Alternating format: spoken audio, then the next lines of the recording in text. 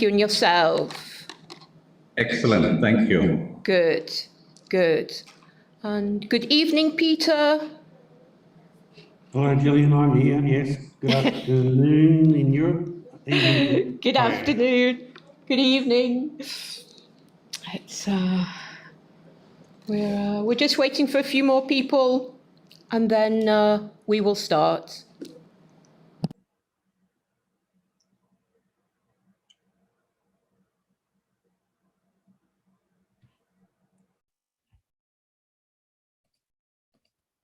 Good afternoon, Julia.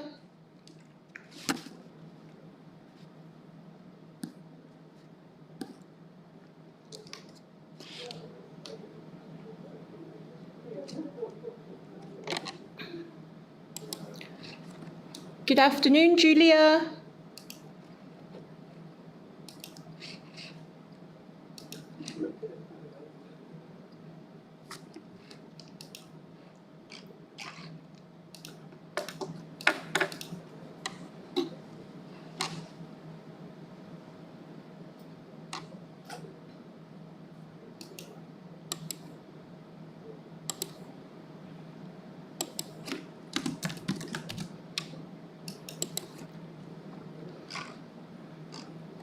Good afternoon, Miguel. Good afternoon.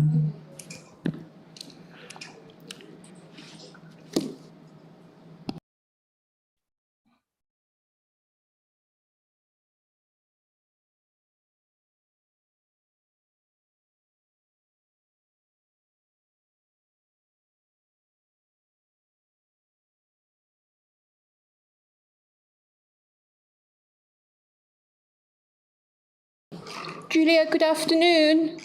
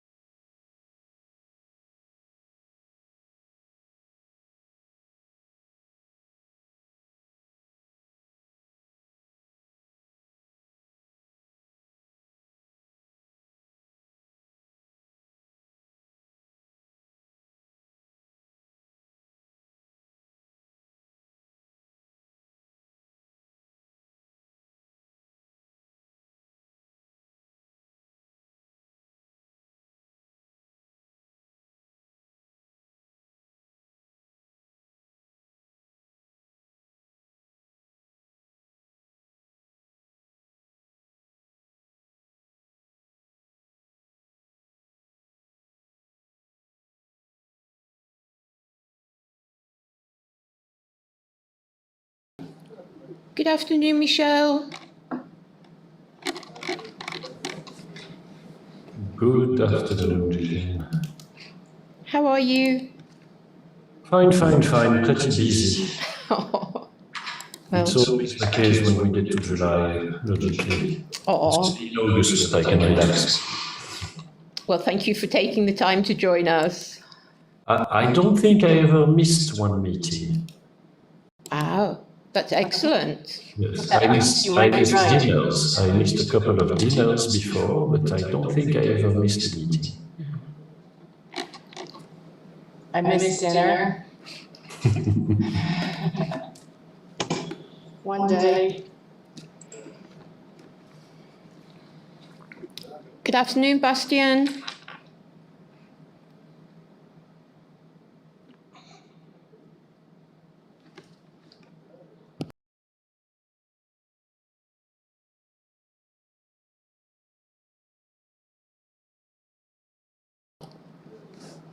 We're just waiting for Evan and Vincent to join. Shall we start the call as we have no approval to begin with? Yes, I think we can probably do that. I've reached out to them, so hopefully they will join in the next few minutes. Okay.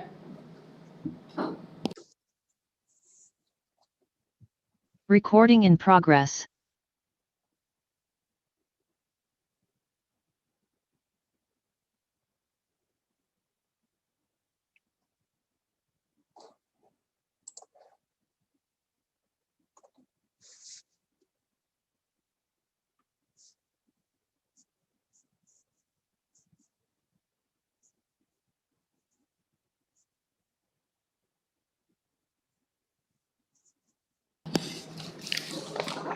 Good afternoon. My name is Gillian Balaban and I am Standard Assistant at GRI.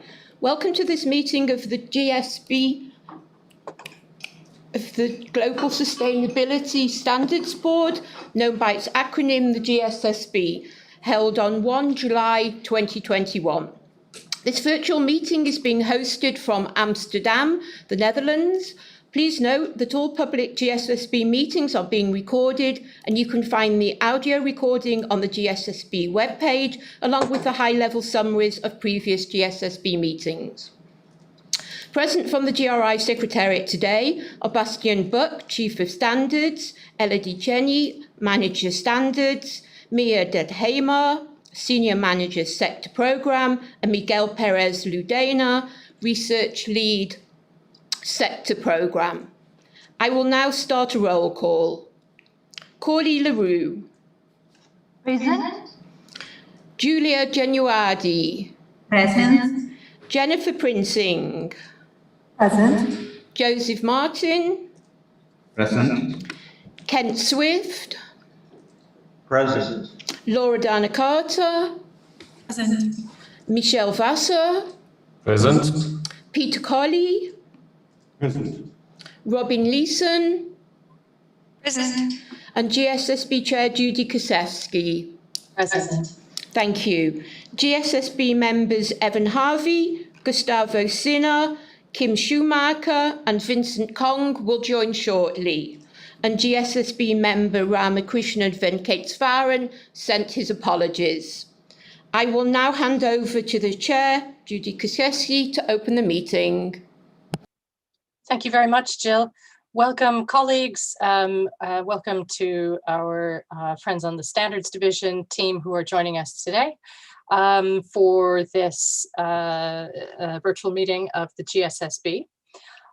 We have a number of items to get through today, including the final approval of the oil and gas sector standard, which, as you know, requires the formal approval process according to our due process. So we will need to make sure that we have full quorum at that time.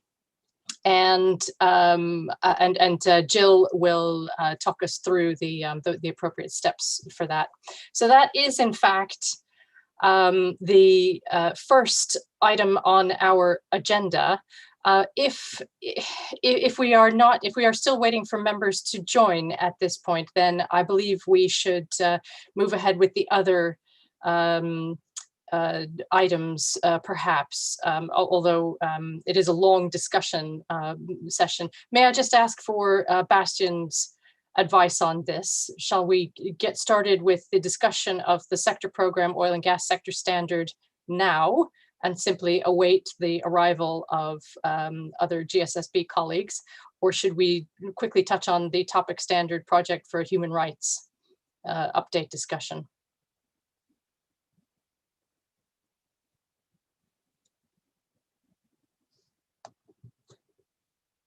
Has Bastian disappeared? No, he is still on the line. Bastian, Hello, can you hear me now? Sorry. So if we indeed have 3 of the GSB colleagues not on the call, then we could go into the human rights update first, and then may take another roll call after that initial presentation. Okay. I think let's do that because it's just a short discussion and then it will give us the opportunity to have hopefully an uninterrupted conversation about the final oil and gas sector standard. And yes, thank you very much. I'm afraid that does require going back through the deck later on. Thank you for doing that. Elodie and Bastian, which one of you would like to talk to us about the update on the next phase of the human rights standards? Hello, Judy. It's Elodie here, and I will be presenting on this item today. Thank you. Please go ahead. Yeah, so the aim of this session is really to provide an update on the second phase of the GRI topic standards project for human rights, and in particular on the initial results coming from the scoping survey that was conducted a couple of months ago to help identify the priority human rights issues that need to be considered in this next phase. And today we will only provide an initial overview of the responses and some statistics, as we're still going through the analysis of all the feedback received, in part due to the success and the number of responses that we got. And we expect to provide a more detailed account of that feedback and how this will inform the prioritization of the phase 2 of this project at the next GSSB meeting in September. Can we move to the next slide, please? So just as a reminder, the second phase of this project aims to review existing GRI human rights related topic standards and develop new topic standards for issues not yet covered if needed. And to start this process, we conducted a scoping survey from the 24th of March until the 19th of May, where participants were invited to provide their answers through an online survey. Next slide, please. And this survey was structured in 2 parts. So first, questions focused on the existing GRI human rights specific topic standards, in particular the 6 that are listed on the slide here. So GRI 4.6 to GRI 4.11, touching on non-discrimination, freedom of association and collective bargaining, child labor, forced or compulsory labor, security practices and rights of indigenous peoples. And for each of these 6 standards, 2 questions were asked. First, are the topic standards disclosures in combination with the information required by the new universal standards useful, and are they sufficient? And respondents were asked to also provide explanation of why it's sufficient, or provide evidence of why organizations should report additional information on that particular topic if they think that it was not sufficient. And in the second part of the survey, respondents could suggest any other GRI topic standards that should be revised because of the link to human rights, as well as any additional human rights topics for which a new GRI, a new topic standard should be developed. Next slide, please. So in terms of responses, we received 276 responses, and that included mostly like 274 responses via the online survey and 2 additional email contributions. And because this was not a formal public consultation, participants could indicate if they agree to have their responses and personal information published on the GSSB website, to which 166 respondents agreed to. So as such, only those responses would be made public on our website. However, we will make all responses available to the GSSB ahead of the next meeting, just not as a public document. And looking at the respondents' profile, and started with a geographical representation, most respondents were from Europe, so that included 41% of respondents, followed by Asia with 23% of responses, and then North America and Latin America with 12 and 11% respectively. Next slide, please. And looking at the breakdown by constituency, the majority of respondents were from the business enterprise, so that was 57% of the respondents, followed by mediating institutions, 26%, civil society, 7%, and labor organization and investment institutions with 4 and 3% of respondents from that constituency. Next slide, please. Now, looking specifically at the responses on the topic standards, existing topic standards, we look at the responses and in particular the explanation given by the respondents to identify if they were in favor of revising the standards or if they indicated that the standard did not need further revision, that they were sufficient on their own as they stand. So for the GRI 406 on non-discrimination, a slight majority indicated that no revision were needed. And they mentioned that the standard, along with the information reported under the universal standards, was deemed to be comprehensive, cover all the aspects that need disclosure, were aligned with the UNGPs, or that it was just sufficient. Some respondents also indicated that a more comprehensive standard would add to the reporting burden and could discourage reporting in accordance with the GRI standards. 32% of respondents indicated that the standard, along with the information reported under the universal standards, were not sufficient and therefore revision was needed. And they sometimes suggested additional or new requirements or indicator or needs for qualitative information, need for more guidance, or sometimes just general considerations on the topic and why it's important. So we're still going through that feedback in detail, but that is sort of range of suggestions that we received. And in the table on the right-hand side, you can also see a breakdown of the answers by constituencies. And so in that case, business enterprises were mostly in favor of not revising the current standards, while there seems to be a split among all the other constituencies on the need or not to revise the standard. So that's it for this one. Next slide, please. Maybe for the next slides, I would go a little bit quickly just for the sake of time, but we received very similar results for the GRI 47, 48, and 49 in terms of having about a slight majority in favor of revising the standard, not revising the standard, sorry, and about a third of the respondents suggested that some revisions were needed. So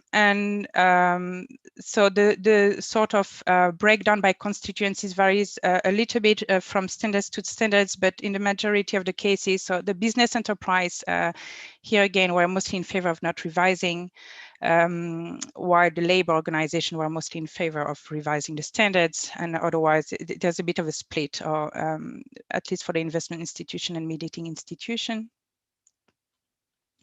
And if we go as well, next slide to the 4.8, so on child labor, again, overall the results were a bit the same, and the split, or in terms of breakdown of constituency group, we could see that mostly the investment institution, business enterprises were mostly in favor of not revising the standards, and labor organization were mostly in favor of revising the standards. Which there was no real trend for the civil society organization or mediating institutions. And again, next slide for the standards on forced labor, forced or compulsory labor, we have similar results. Next slide, please. For the next topic standards, then we had, that was an interesting one. We only had one respondent that provided a response to that one and indicating the need to revise that standards and the requirement under that standards. And we didn't receive any other responses. A couple of respondents there mentioned that they either haven't come across this term or never reported on it, so showing clear lack of familiarity with that particular topic standard. Next slide, please. And then for the last topic standard that was covered by the survey on the rights of indigenous peoples. Here again, we didn't receive that many responses, but there were 19 respondents that provided feedback, and here again a split between the need to revise or not. So we will really look at the actual qualitative information that we got on the kind of gaps or need for revision there again. So next slide, please. And as said earlier, respondents could provide additional topics, either existing topic standards or new topic that are not covered by the GRI topic standards. We received 174 suggestions, such as land rights, rights of LGBT employees, gender equality, living wages, customer health and safety, digital and privacy rights. So those are not necessarily the most prominent issues that emerge from the responses. We're still looking at the data, but they're really example to give an idea of the wide array of topics that were suggested by respondents.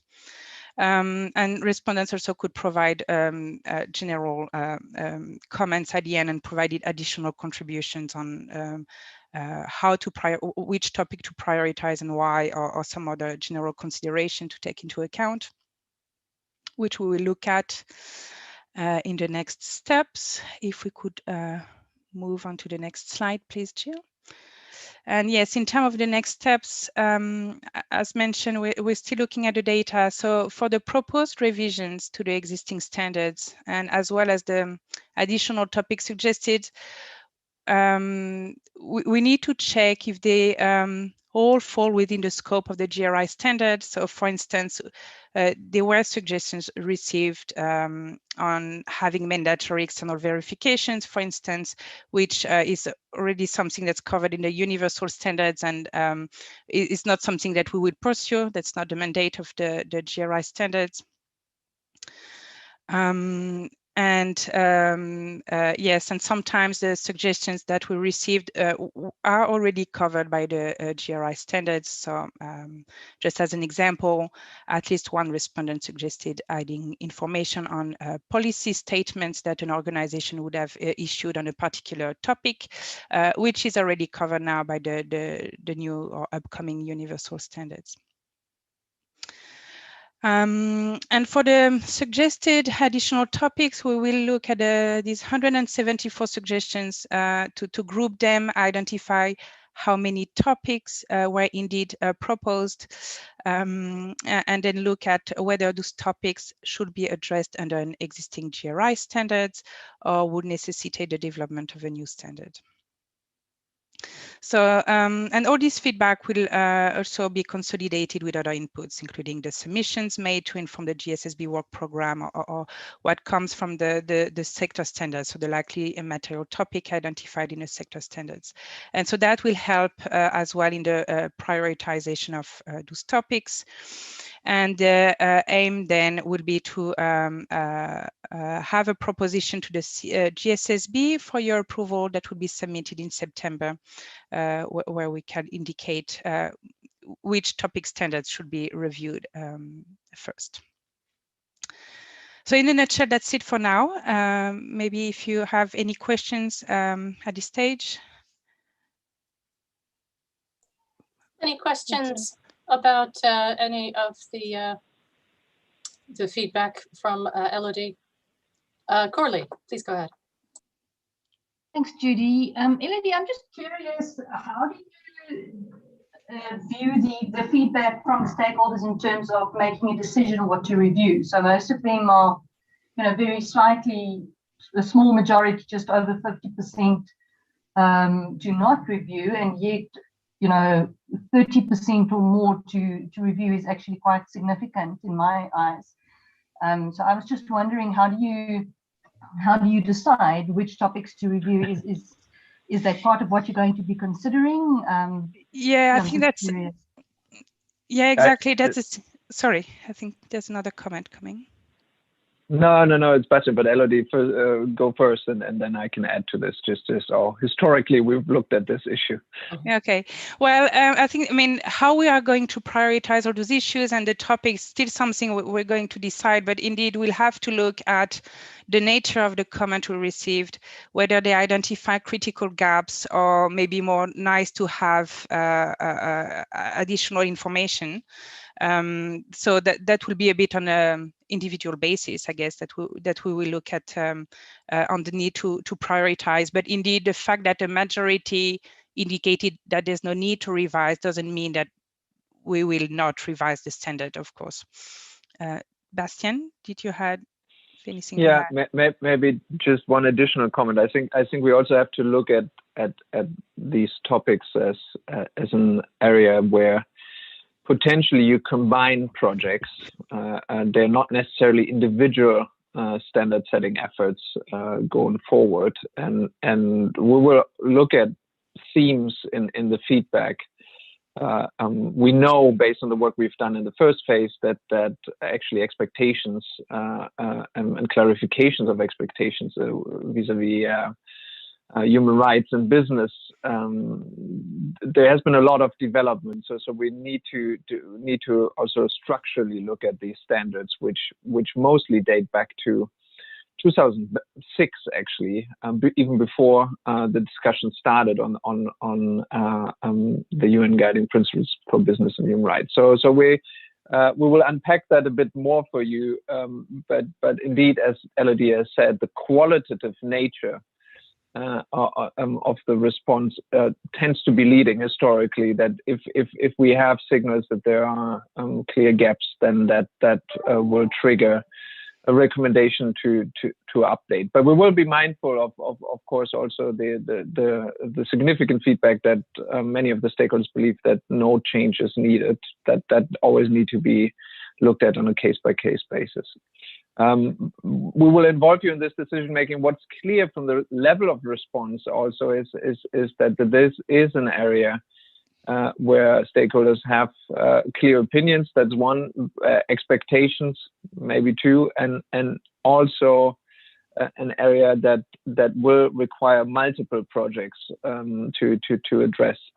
I would in particular note the new proposed topics where there are a number that would probably come up anyways or have come up in our discussions, but also a couple of things that we haven't really considered for a specific standard setting effort. Thank you. Thanks, Bastian. And Corley, thanks for your question. I mean, I think just I would add that the public consultation on things like this, it's not a popularity contest. You know, we're not going to decide what to do with the standards purely based on the kind of upvotes and downvotes of external stakeholders, although those are critical to informing our understanding of where the perceived needs are for updates. I mean, even in the case of something like I think it was security arrangements, LOD, where there was essentially no feedback in favor of doing anything, but largely, I mean, apart from one person, there was no response at all to it. I mean, that doesn't even by itself mean that there's no need for an update to the standards there. It simply means that it's off the radar for the majority of the people who responded to the survey. But we nevertheless need to understand and unpack, you know, the kind of actual meaning of some of the feedback and really look from an expert perspective as to where we would be advised to consider changes that may not arise through that kind of public comment process by itself. Okay, Elodie, is that it for the update to the GSSB on this subject? Yes, indeed. So at this stage, that's the update, and we'll come back in September with more. Thank you very much indeed. And for people who are just joining us, welcome. We have had a few people give us the news that they would be a little bit late in joining, which is why we took the decision to swap around the agenda slightly. And I wonder, Jill, do we have the full complement of people that we're expecting now? Unfortunately not. We're still waiting for one of two other members, so maybe we should continue with item 3. We could do that, or we could, because it is a long discussion. I'm a little bit in two minds about whether we should go ahead with the starting the conversation on the oil and gas sector standard, or we should, as you suggest, go ahead with the next. I think, is it the biodiversity project proposal, Bastian, that would be next? Yeah, maybe looking at time, I think if we aim to conclude on the biodiversity topic in the next 10 to 15 minutes, we should have ample time to for the oil and gas discussion. That's maybe more prudent, but then we have to start that discussion, and it would mean that we have to consider an electronic vote after the presentation, and then the colleagues who weren't able to join can listen to the recording before they vote. Yeah, that will be the proposed approach. So we can move now to the biodiversity item, and that is something that I will introduce briefly. Bastian, sorry, Bastian, before you get into it, can I just ask members, if you have time constraints towards the end of this meeting, please could you advise us just maybe in the chat window, or let Jill know, because that would also sort of affect the management of the voting process. But hopefully this will not become an issue later on in the meeting. Thanks, go ahead.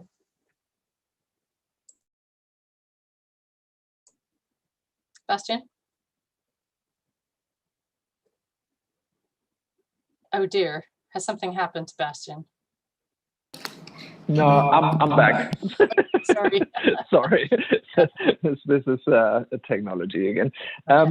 So for the biodiversity project proposal, as we have shared with you, we had this up as a priority for the past 2 years, always with a qualifier in our work program that additional funding would need to come in over and above the yearly allocation to give us a chance to commence this project. This has indeed happened now. We have a first set of organizations that have contributed to the Standards Fund with the aim of making this project happen. And here we are trying to find our way in a very, well, I would say, contested area, in the sense that there are many efforts ongoing to clarify expectations around biodiversity and business activity. Our contribution, as always, is strictly focused on standard setting for reporting and for impact reporting.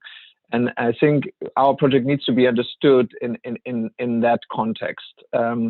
We are proposing, as part of this new project, to review the existing standard, looking to update it in light of the developments of the more than 10 years of discussions that happened in preparation, one could say, of the update of the convention. And B, I would highlight in particular the work that has been done around ecosystem services with TEEP in the beginning, and in the last years, a number of the UN-related bodies and beyond, many business-led efforts that have explored this issue further. We're tying back the review very much to the work that has happened under the UN system, the SDGs, and the ongoing work on the convention that hopefully will be concluded in October this year. There is a meeting in the schedule to approve the convention. There is a zero draft that has been under discussion and negotiation for the past, well, it's almost 9 months now, I think. It was released last year in August or September. And there are high hopes that this process can conclude. And we would like to try with this project to build on this momentum. And maybe if we can move to the next slide. What you will note is that we're proposing a significantly shorter project timeline for this project, and the idea here being that we have momentum around the convention. We have expressions of interest from a significant number of institutions from the different constituencies that have turned to GRI in the past years and months and are looking to collaborate with us to revise the existing standard. And what we hope to accomplish is to basically in a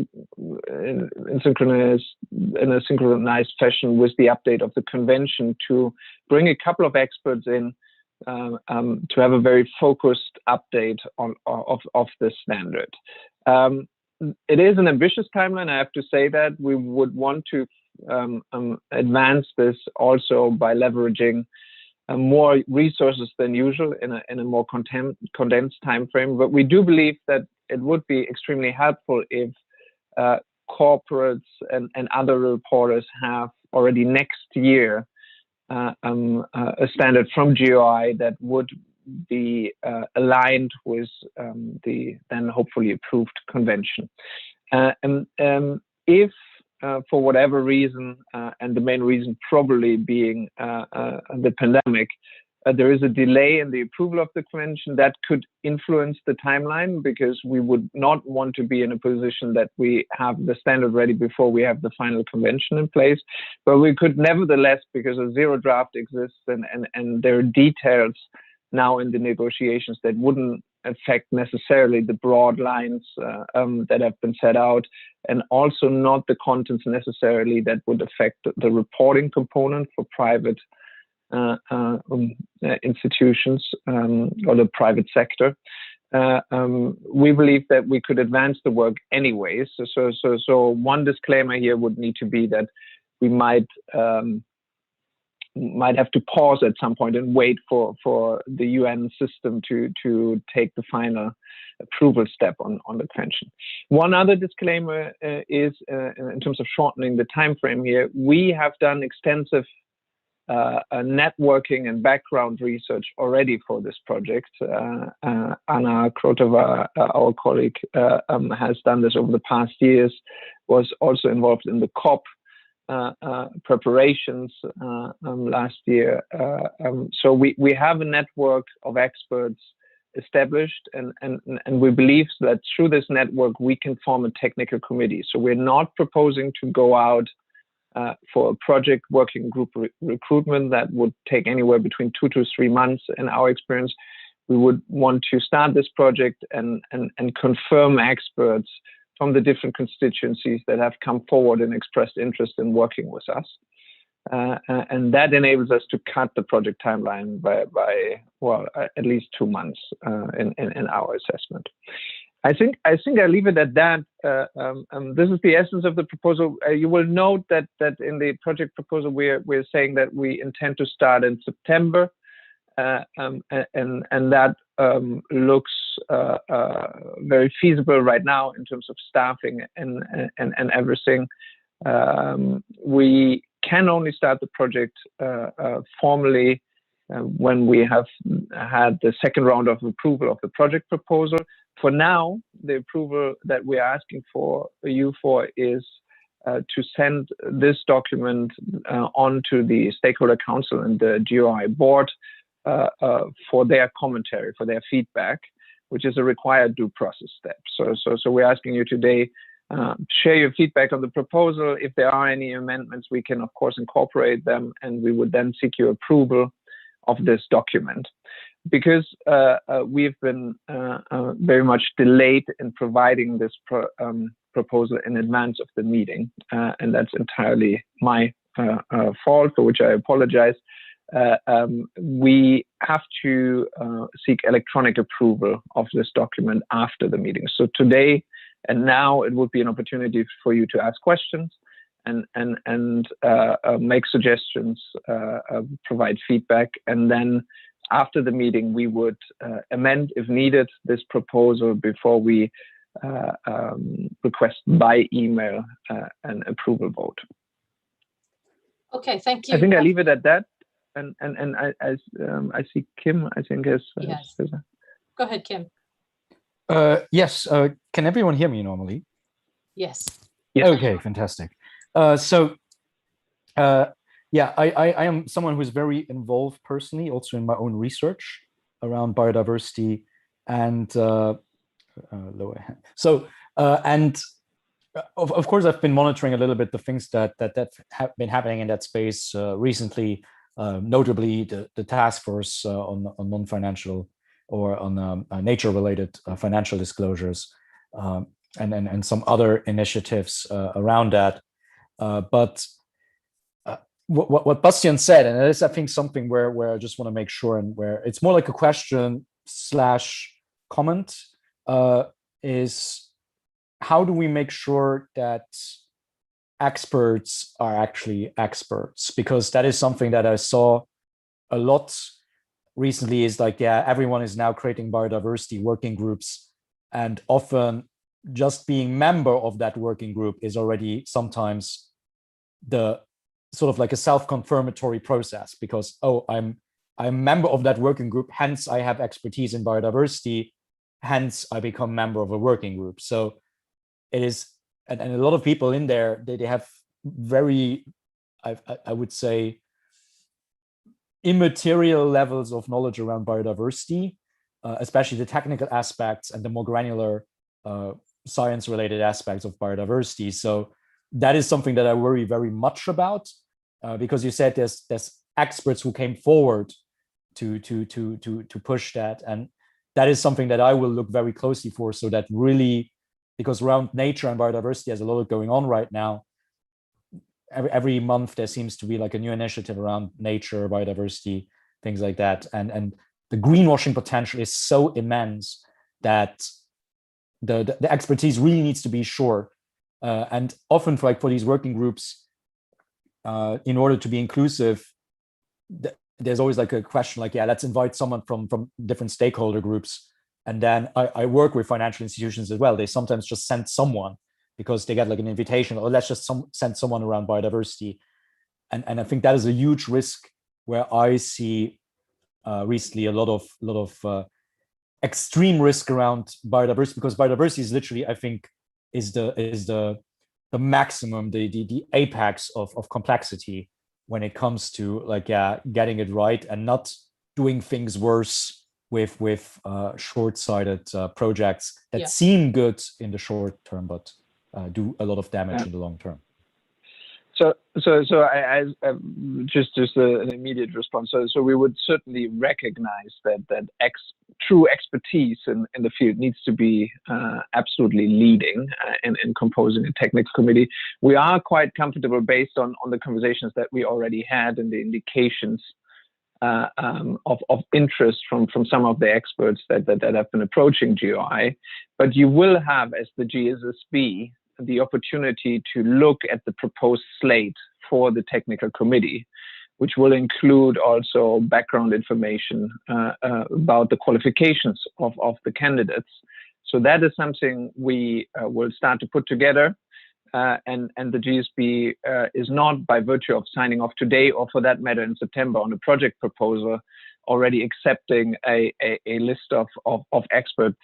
You will have also the say in that, and we will prepare that for your approval. But I think it's good advice to be very mindful here, and we will pay particular attention to this. Thank you very much. I've got Michelle and Robin raising their hands. Michelle, go ahead. Yes, well, first I wanted to reinforce exactly what Kim said. Everybody is looking at biodiversity. You have groups popping up everywhere, which, by the way, for me, reinforces the need for GRI to get involved and get something out. I also wanted to mention that the complexity of addressing the topic should not be underestimated. There are multiple dimensions. There is, of course, the dimension of local impact on biodiversity, which was addressed from a qualitative point of view in the existing GRI standards. But everybody is trying to get something out to have a global assessment of impact on biodiversity at company level or something like that, which is complementary to the two. There is also the aspect of value chain impacts, which are currently not addressed and are not easy to look at. And there is, in my opinion, the question also of not just identifying where there is an impact, on what species and where there is an impact, but also what causes it.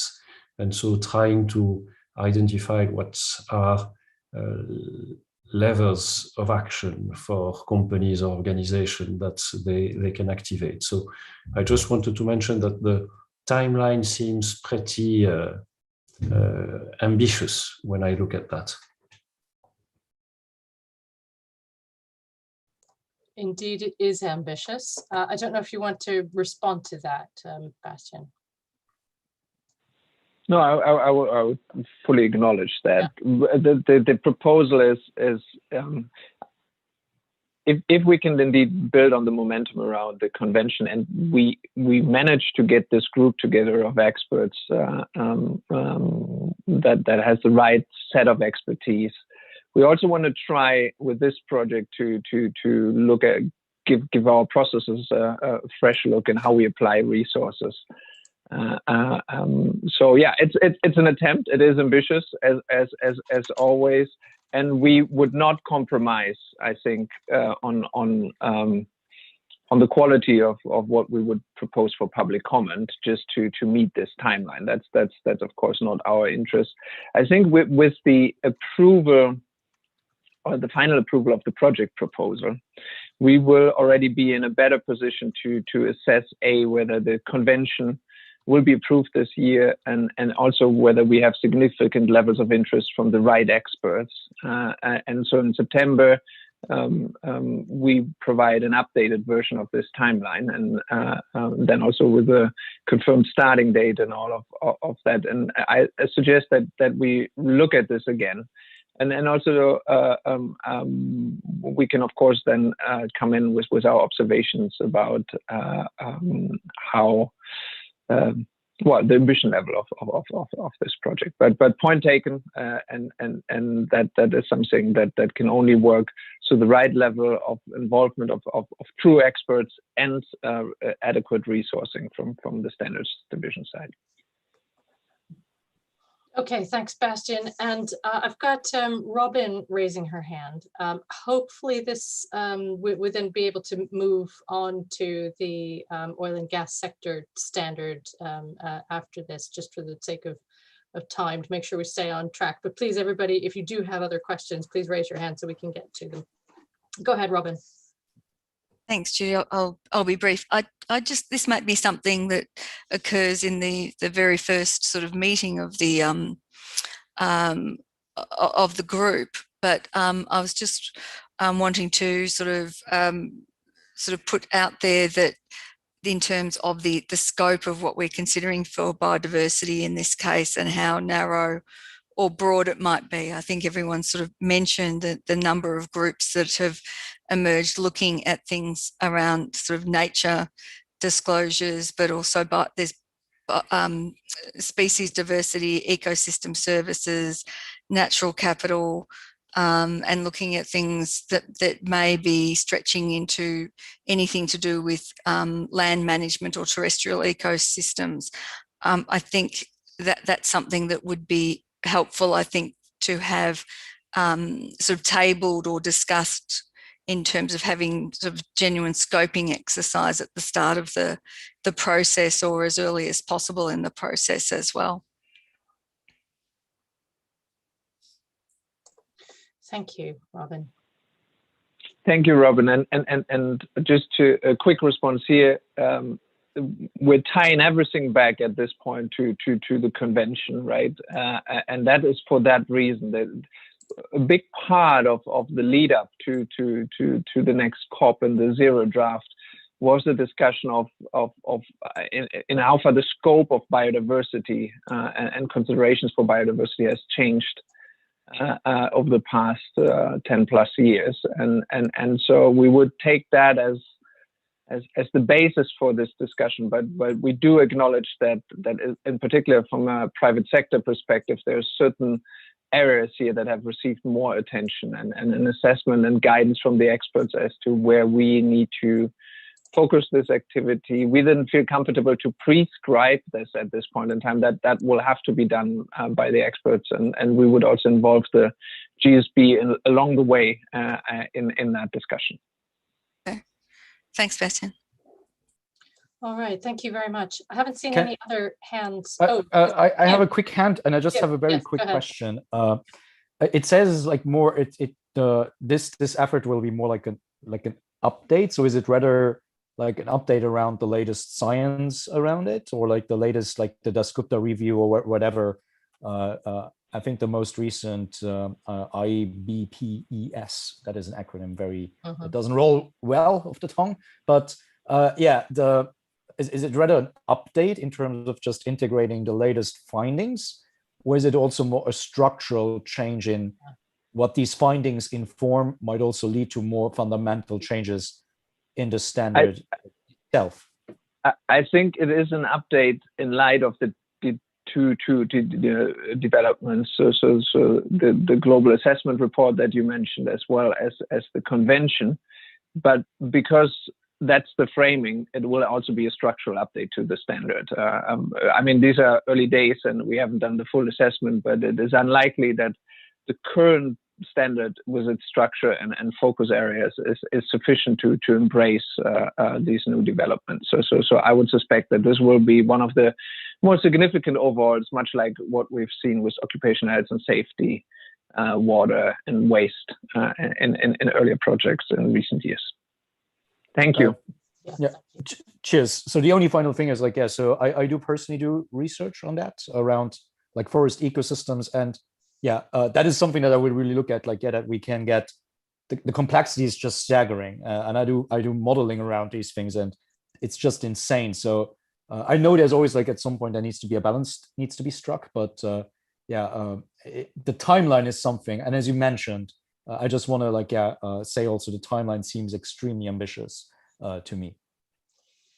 Yeah, that's I think this is a very important point that people have made well, that it is a very ambitious timeline, and I think we do very much need to keep our eyes open about exactly how much effort is required here.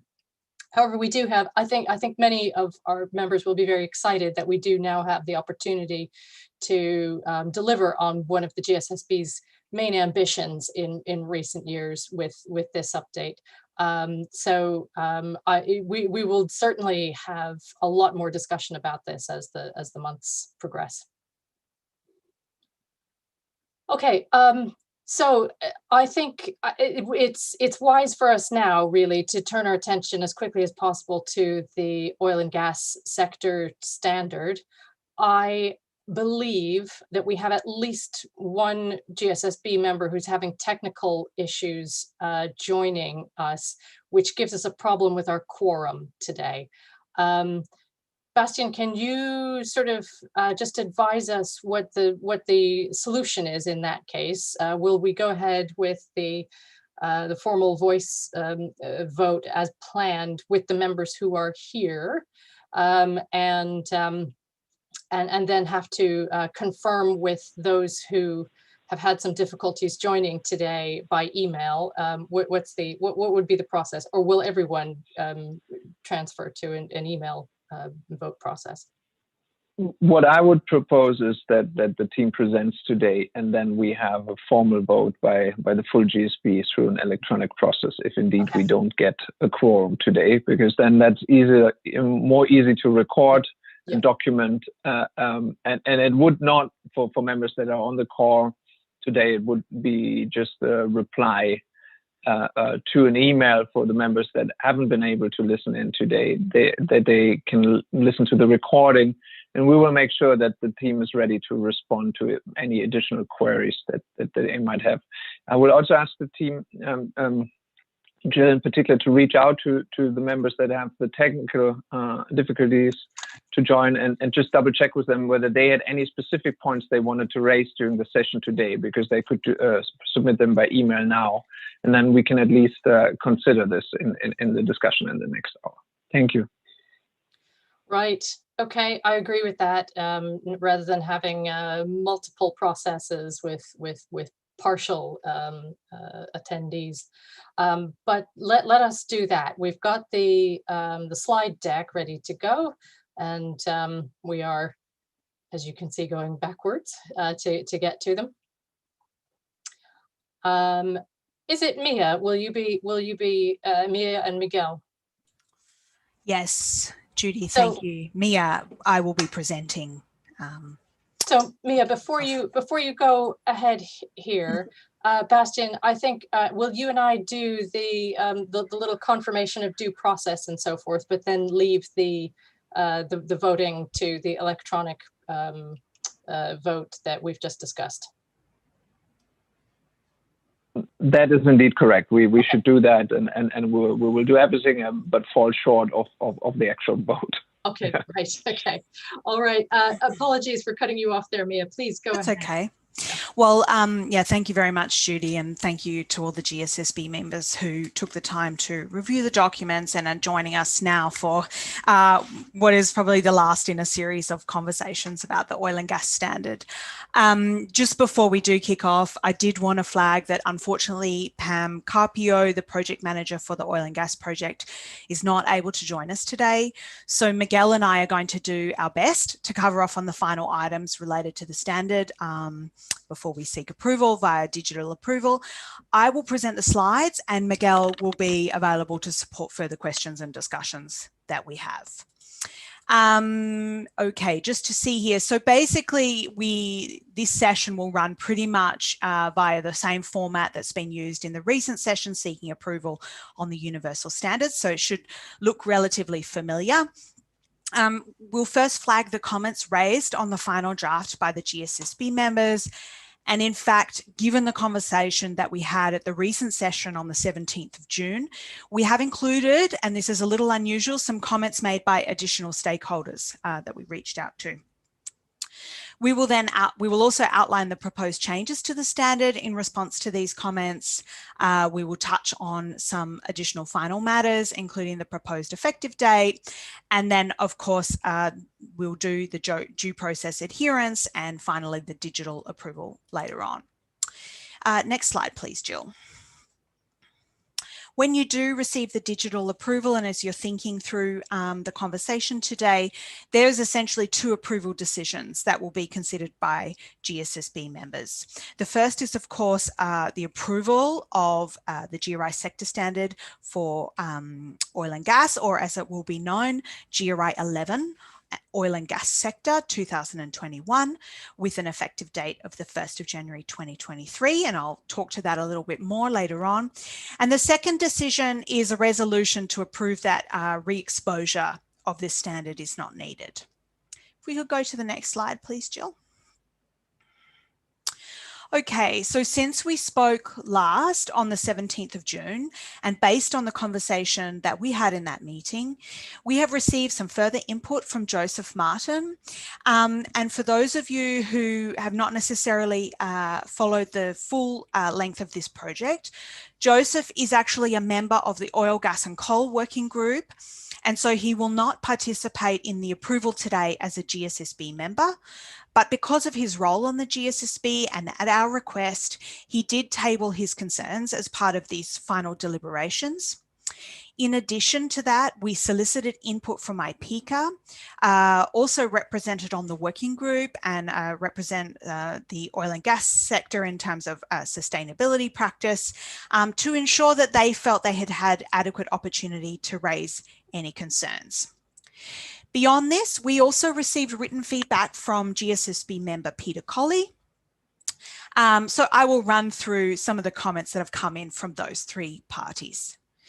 I suppose first, just as a general note, IPICA confirmed that they do not have any major concerns with the sector standard, though they did take the opportunity we presented to raise some points. A couple of the points they raised were related directly to the implementation model of the sector standards and have been discussed and considered previously by the GSSB. The other 2 points related to the oil and gas content specifically. They are not obstacles to consensus, but nevertheless, I'll flag them as part of our discussion. The comments that came from both Joseph Martin and Peter Colley related only to topics S11.1 GHG emissions and S11.2 climate adaptation, resilience and transition. And in both cases, it was related to the description of these topics. So we have not received any comments in relation to the reporting listed in the sector standard. Next slide, please, Jill.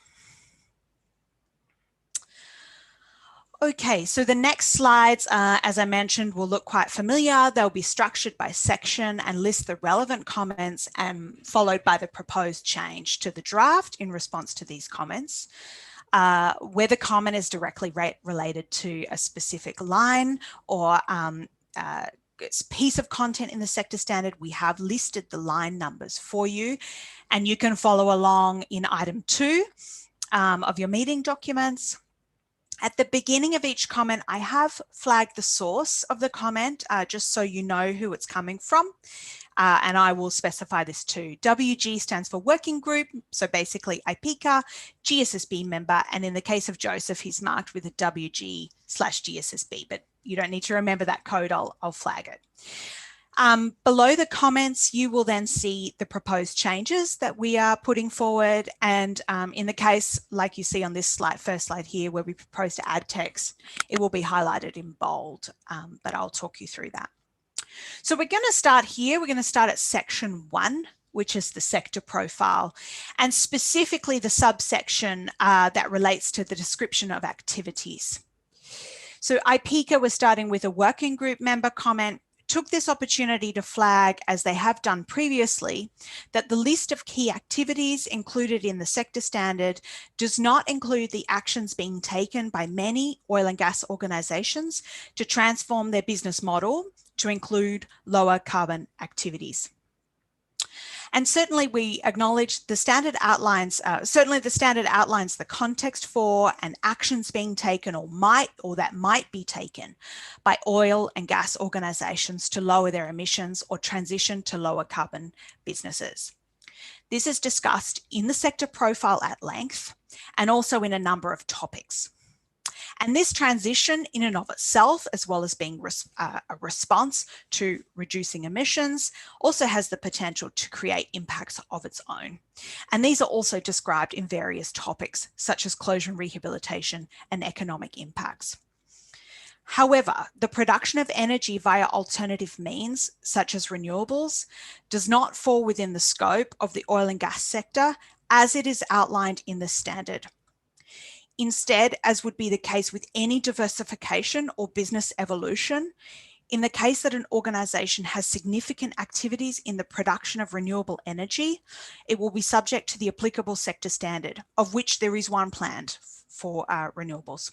So this would basically mean, in a nutshell, that if an oil and gas organisation was to transition or were adding renewable energy activities to their portfolio, and that became a substantial part of their portfolio, they would need to use 2 sector standards. And this aligns with the requirement that will apply to any type of business.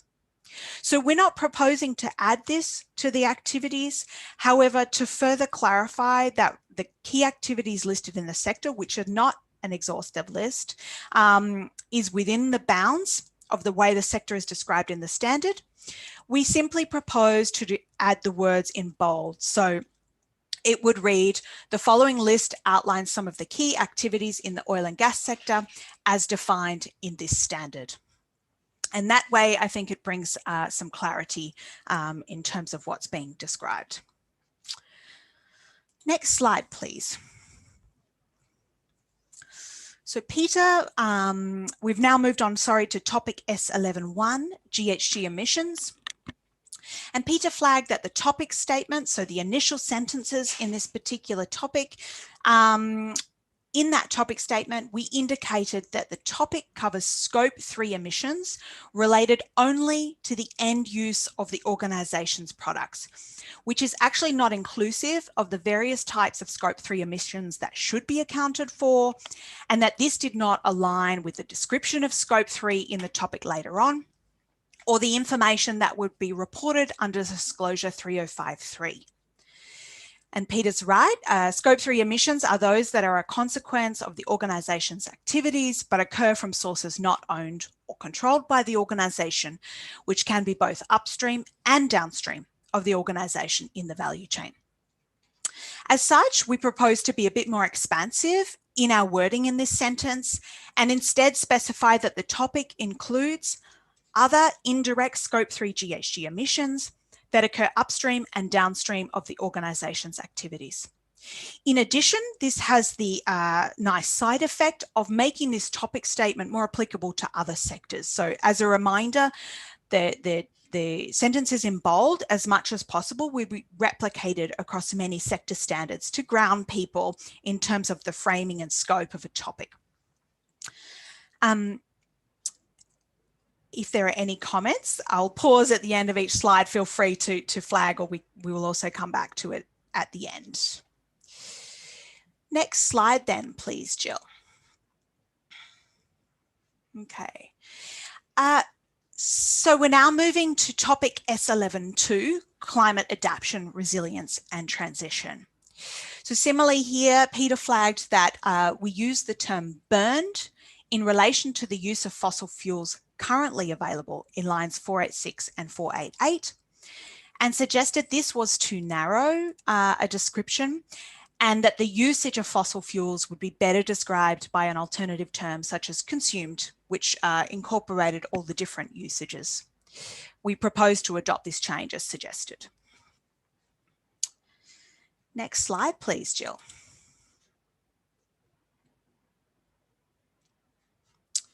Okay. So still on topic S11.2, climate adaptation, resilience and transition.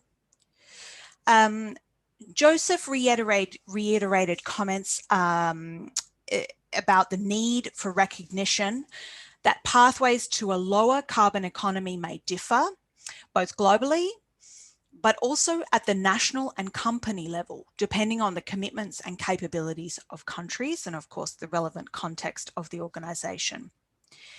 Similarly, the actual transition and management actions taken by organisations to minimise and mitigate GHG emissions may also vary. This was the overarching point, but specifically he mentioned several items under this umbrella. The first is the principle of common but differentiated responsibilities, which is a principle that was formalised in the Rio Declaration and acknowledges that all states have a shared obligation to address environmental destruction, but not all are equally responsible, recognising the differences in levels of economic development between countries. The second point was related to the use of scenarios and the inclusion of quantitative projections. And he suggested that there is a risk that predictions or specific scenarios may lose relevance or evolve over time. And finally, as I mentioned previously, but more specifically, he noted that in lines 497 to 499, diversification of business into renewables had been highlighted as a specific way for organisations to take action to reduce emissions or transition to the production of other types of energy. Next slide, please, Jill. Okay, so I'm going to run through our responses to these three comments. In relation to the principle of common but differentiated responsibilities, the current draft of the standard acknowledges in several places that countries have different contexts, commitments, responsibilities, and of course, transition pathways. These statements are made in the sector profile and again in topics S11.2, climate adaptation, resilience, and transition. Given Joseph's comment, The standards, what we propose is to add the Rio Declaration to the bibliography for this topic and add an in-text citation or endnote to the first relevant reference in the sector profile. So calling that out for someone that wanted to dive more deeply into that principle. In relation to the second concern, which is regarding the inclusion of particular scenarios and the related quantitative projections that have been included in the description of this topic. It is acknowledged that quantitative statements and statistics risk becoming outdated during the lifetime of the standard. This is certainly something that we grappled with through the development of this first pilot, and in recognition of this risk, we have used them sparingly in several places throughout the sector standard. But in some instances, they have been deemed necessary to back up claims or to provide a foundation for significant impacts and topics. And if we talk about scenarios specifically, and then if we take IEA as the most authoritative source of energy demand forecast that we have available to us, and acknowledging the uncertainty in any forecast, the standard currently presents the widest possible range of future demand paths, including the most conservative of the IEA estimates, which is their current policy scenario, and their most ambitious, the net zero scenario. We believe this represents a compromise of views and desires within the working group. And we did request input from IPCA on this specific item, and they confirmed that while they agree it's important to be mindful to not promote just one scenario when there are many potential pathways to net zero, the steps taken to address this and to present both sides were considered adequate and satisfactory by IPCA. Given this input and the compromise in the working group to get to this point, but also cognizant of Joseph's feedback, what we propose is to retain the text regarding the scenarios, but to add a footnote that clarifies the underlying purpose of the IEA's net zero emissions 2050 pathway, and also acknowledging and stating that is not the only pathway possible. And I've listed that specific footnote on the slide. This wording comes directly from words that IEA themselves use at different points in their document.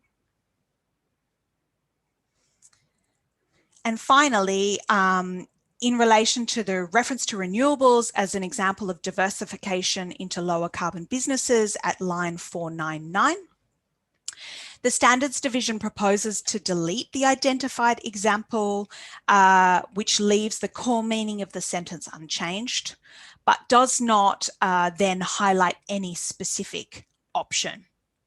So it would essentially say actions to reduce these emissions can include, for example, diversification into lower carbon businesses. A variety of potential actions, including modifying business models, investing in technologies to remove CO2 from the atmosphere, nature-based solutions, as well as a reference to renewables, are actually listed in the paragraph directly above already at line 489 and 491. And that's a more expansive sentence that lists all of the options that have been sort of put forward. If there's no, is there any comments on this slide? I just have one more slide, so perhaps I'll just keep moving, Jill, and then we can come to questions. Okay, so the final point, still on topic S11.2, climate adaptation, resilience and transition, is that Joseph suggested the Paris Agreement needs to be further acknowledged as the most authoritative instrument and should be listed as such in the bibliography of this topic.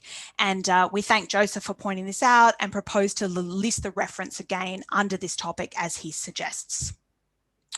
So that would be essentially accepting that proposal.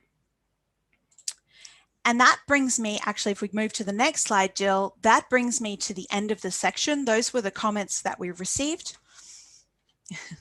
And I can see a question about adaptation and adaption. I'm sorry, Judy, I think this is a Australianism. Oh, right. Because we use these a little bit, we use them interchangeably. But Yeah, I'll okay. make sure it's adaptation. That's right. No, sorry, just for the record, I No. have a question whether the word is adaptation or adaption. It does just, yes, I mean, separated by a common language comes to mind, but yes, yeah, I did Google it because someone else asked me, but we'll make sure that adaptation is used consistently. Well, so look, I'm sure that will happen. Revealing my cultural background. That will happen. There's obviously going to be a significant editing process that happens. It's happened. This was just me. Yeah. Yeah. Right. Never mind. Yeah. Okay. So yes, if there are any questions in relation to the standard generally, or of course these proposed changes, we would gratefully take them now. Thank you very much, Mia. Okay, are there any questions or comments from the GSSB? As you can see, there's been some, significant discussion in the final days around clarifications and a few small changes.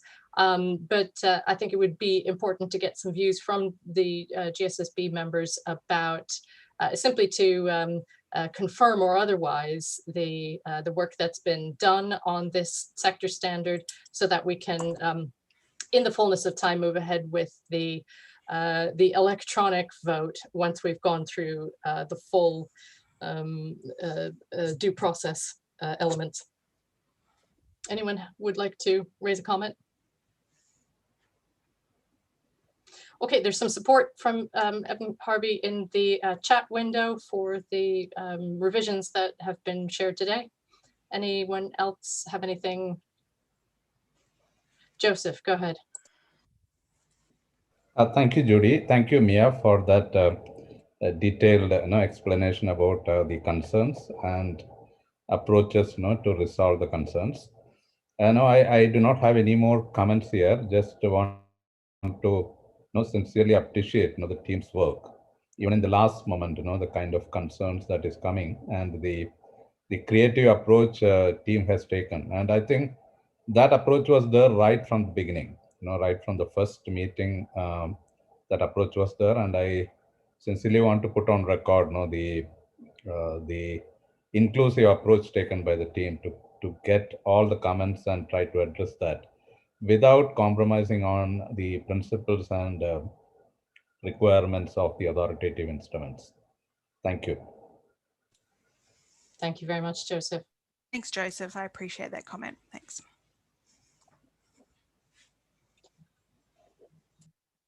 Any other discussion from GSSB members? Peter, go ahead.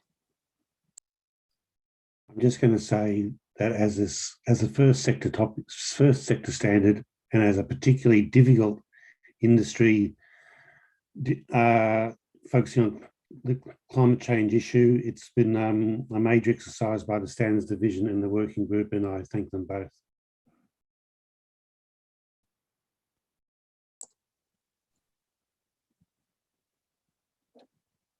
Thank you very much, Peter. Mia, any?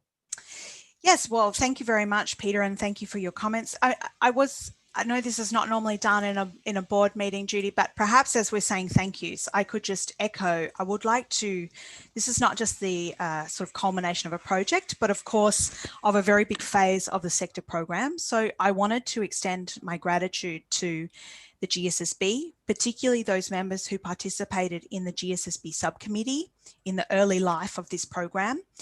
And of course, reiterate that the working group has really stuck with us through what is pretty high levels of uncertainty. We were doing this work, designing the standard, also Universal was being revised at exactly the same time. So we had a lot of grey to contend with, and the working group has really stuck with us through that to produce what I think is a great outcome.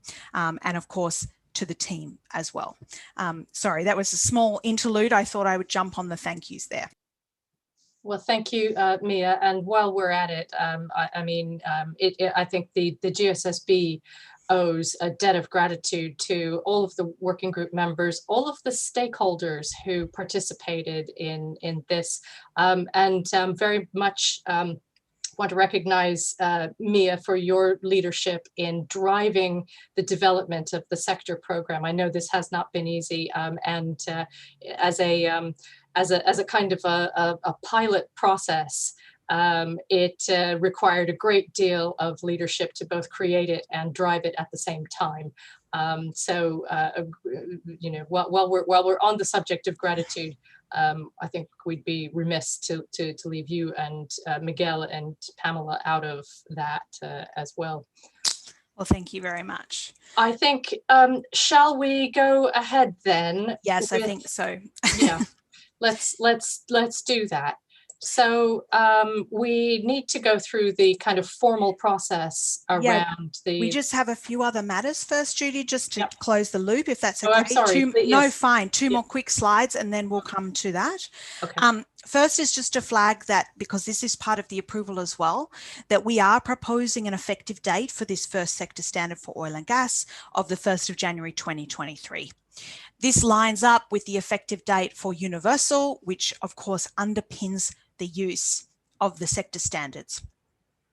We also think it's reasonable. It's a reasonable period for transition and effective implementation, given the reflection in the standard of existing GRI disclosures and other sources of reporting that are already fairly well utilised by some of the sector.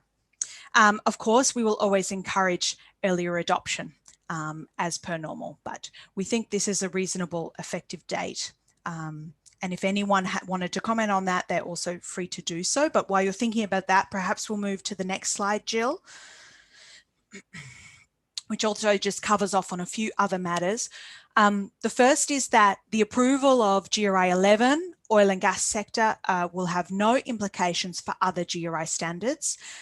We did not include any new glossary terms, and it doesn't create any flow-on effects, though it does demarcate, I suppose, the official supersedence of the G4 sector disclosures for oil and gas, if you like, which is a common question.